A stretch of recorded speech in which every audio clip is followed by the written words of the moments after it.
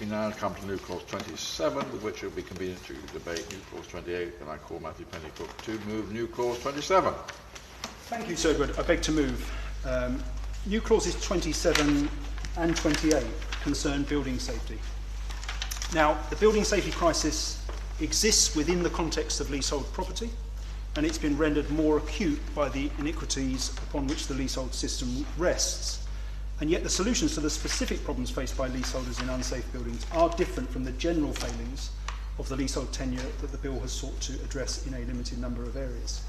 However, while the provisions in parts 1, 2 and 3 of this bill are not answers to the problems of dangerous cladding and non-cladding defects, the relationship between the building safety crisis and residential leasehold properties make the legislation we're considering the ideal vehicle for implementing a number of them.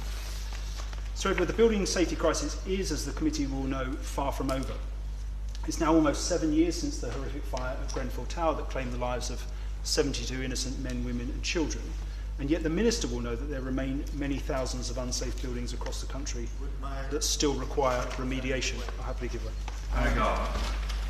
The Minister may also know that last night in my own constituency, the London Fire Brigade had to attend with 125 firefighters and 25 fire engines, 3 of the tall turntables, to put out a fire at King Edward Court.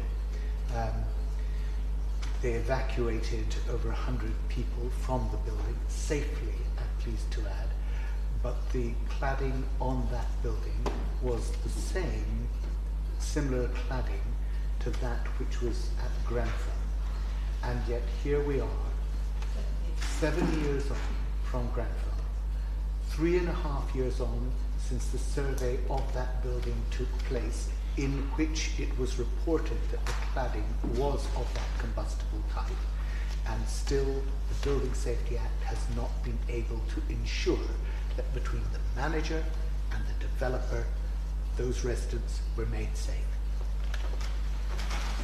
I thank my honourable friend for his intervention. I should say at the outset I'm very glad that the residents were evacuated safely, but he highlights a problem that will apply to many, many other buildings across the country.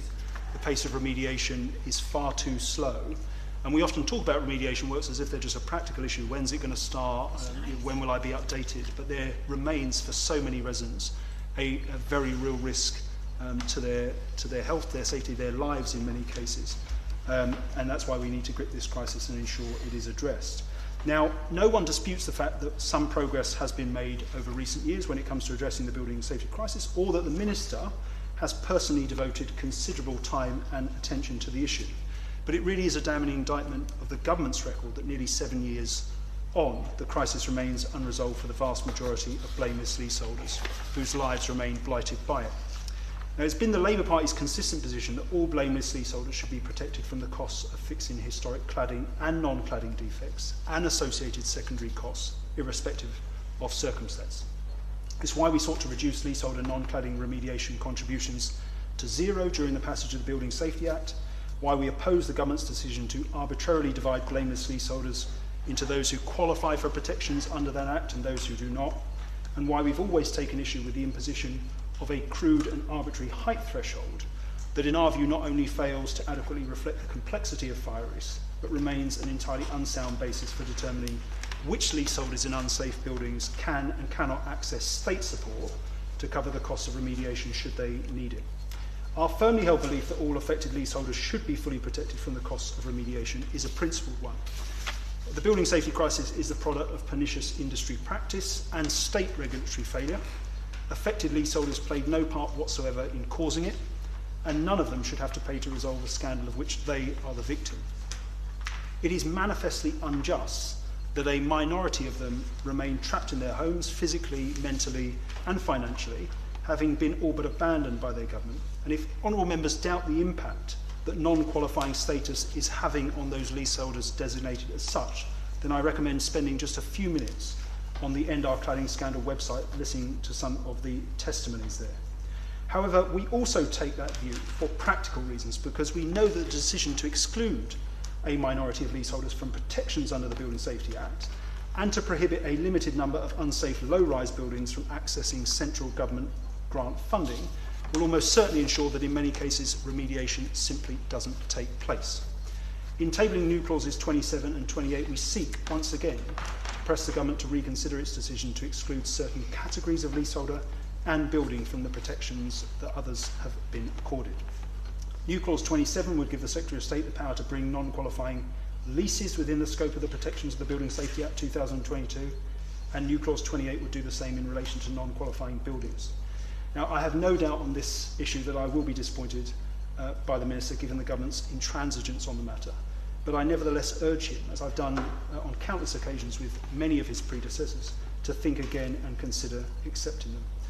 Sir Edward, new clauses 27 and 28 also provide me with the opportunity to raise a number of specific problems arising from the Building Safety Act that the bill we are currently considering could potentially rectify.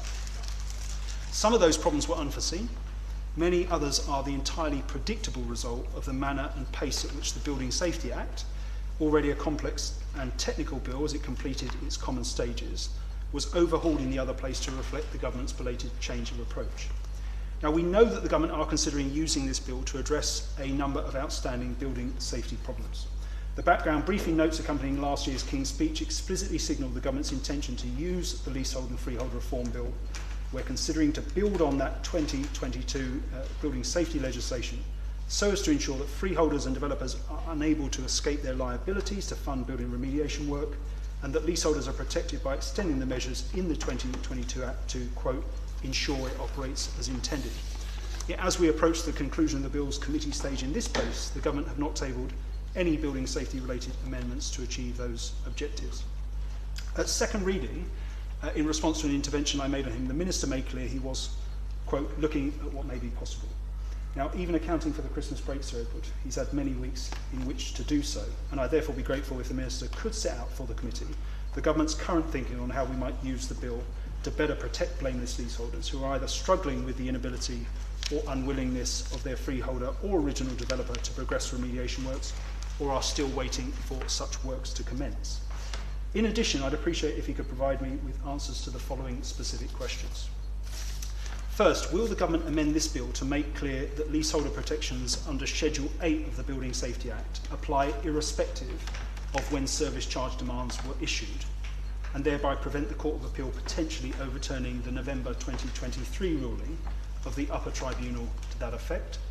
Second, will the government amend this bill to protect qualifying leaseholders in buildings classed as leaseholder owned and excluded from Schedule 8 protection simply because a company owns the freehold and a director of the company personally has a lease or leases of a flat or flats in the building?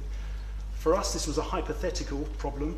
From recent cases I've seen, it's become a reality and we think it needs addressing.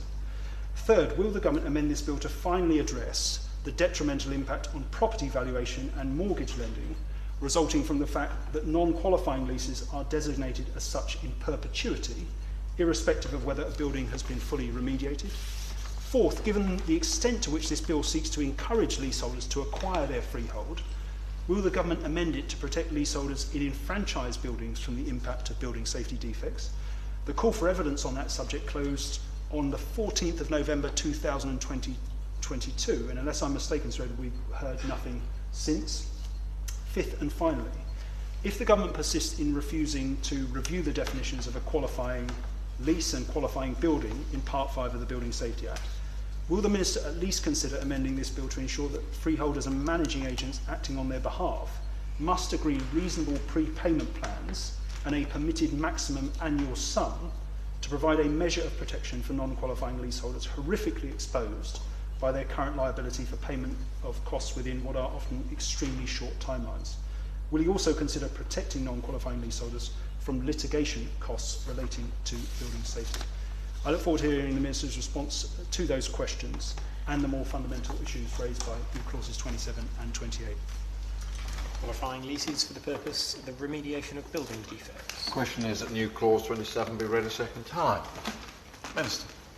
Thank you, Sir Edward, and I'm grateful to the Honourable Gentleman from Greenwich and from Brett North for both the cause and the contributions to the debate. Firstly, can I just say and put on record how sorry I was to hear about that with court. I've been briefed overnight on that. It must have been a real challenge and something that was very scary for the residents of that property yesterday, and I'm very sorry to hear it, and I hope that there is I hope we can move that on as quickly as we are able to do so, and I'm very grateful for the efforts of London Fire Brigade and others to make sure that no harm has come to that. It is a salutary reminder of the importance of the work which both has just been outlined by the honourable members and which I know we all share. The Honourable Gentleman from Greenwich has asked me a number of detailed questions, and I know he will appreciate, because we've had many exchanges on this in the past, that this is a sensitive area, a detailed area, and one which we need to get right. The Building Safety Act 2022 made huge steps forward. I think there has been many steps forward in terms of the practical reality of building safety remediation happening, but there is but I want to make sure that we deal with those questions in turn and in the depth that they deserve. There are going to be some questions in there which we probably take differences of views on. There are going to be some questions in there, if we take, for example, the point about the perpetuity issue. My answer to that, without going into all the answers now, will be that as and when remediation happens, and all of these buildings have pathways to remediation so long as they are chosen to be taken, or we force them, or an actor within the system forces them to take it in extremis, that the difference between once the remediation has happened should become moot, so the perpetuity point should fall away. But I think it is better if I write to him on all of those points and to the committee in due course when I'm able to do that. So putting those temporarily very important things aside, because I will write to them separately rather than deal with them here, we then come to a question in front of us around whether or not the Secretary of State should have specific powers to amend the definition of qualifying. Again, this gets into a point about where the Secretary of State's powers should lie. I think this is obviously a contested area. It's one where the government has a clear view and where we've articulated a clear view, notwithstanding the challenges that I know that brings some people who are impacted by it. I think that is better to be dealt with in primary than the Secretary of State making changes or having the potential to make changes on a regular basis, and therefore we will resist that on that basis. And then the second point about under 11 metre buildings, which introduced by the Honourable Gentleman from Greenwich, but of course from Honourable Member from Weaver Vale. It is the case, and I've taken a particular interest in under 11 metre buildings, and I know myself and the Honourable Gentleman have had interactions about this in the past, that there are specific issues about a small set of under 11 metre buildings.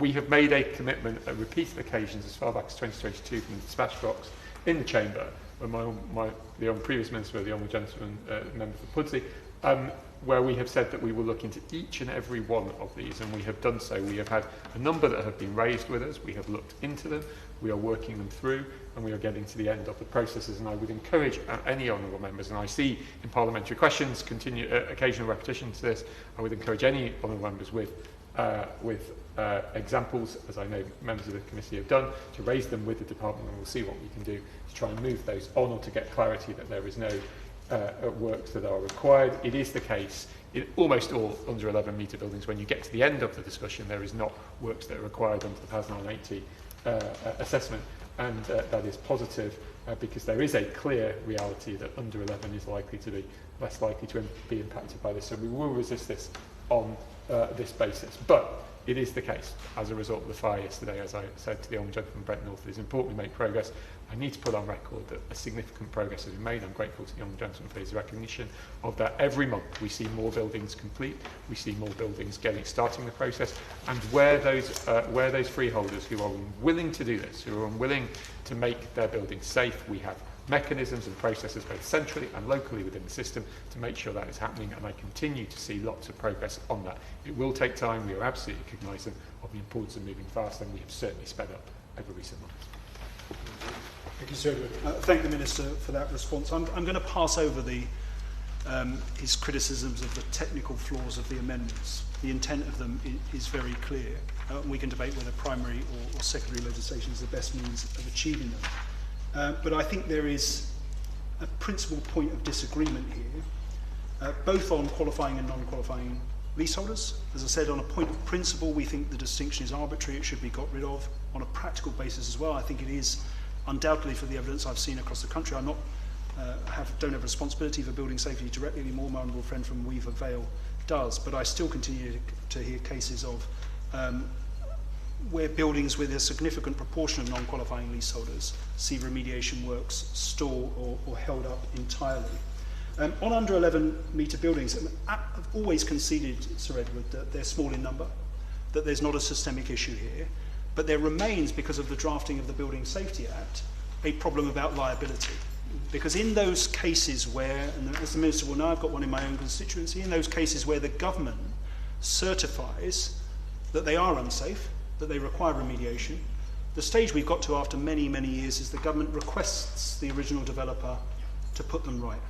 And we don't know what lies behind that request, whether there's any enforcement of it. So we're at the same point we were many, many, many years ago. And it comes back to what is the need for the distinction. I would argue if the number of under 11 metre buildings are that small in number, all the more case to open them up to access for government grant should they require it to do so where you can't get the developer to remediate them voluntarily. But that's beside the point, Mr. Sir Edward, because I think, as I say, that on the non-specific questions, and I thank the Minister for his willingness to provide me detailed answers to all 5 of them, that is very welcome. But on the principal point that both new clause 27 and 28 raise, there's a clear difference of opinion. I think it's worth us putting on record again our views and our strong feelings about them. And so I'm going to push both of these new clauses to a vote. Questions that new clause 27 be read a second time. If any of their opinions, say aye. Sorry, I should have checked that you're all here, but... Aye. Aye. No. Division.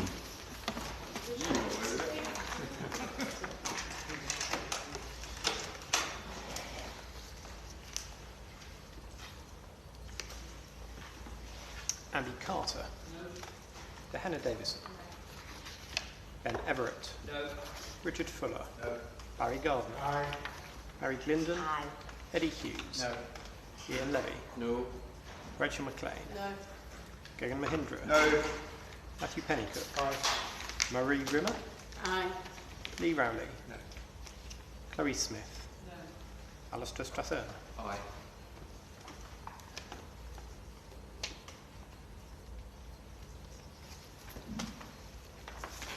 So the ayes were 5, the noes were 10, the noes have it, unlock. Then you wish to have a division on clause 28, yes. New clause 28 as well. Questions on new clause 28 be read a second time. Does any of that opinion say aye? Contrary, no. No. Division.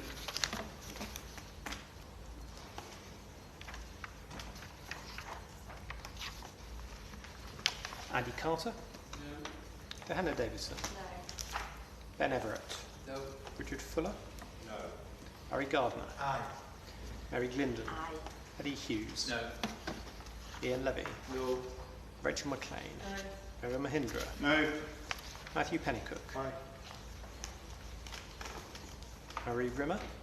Aye. Lee Rowley. No. Chloe Smith. No. Alistair Strathern. Aye.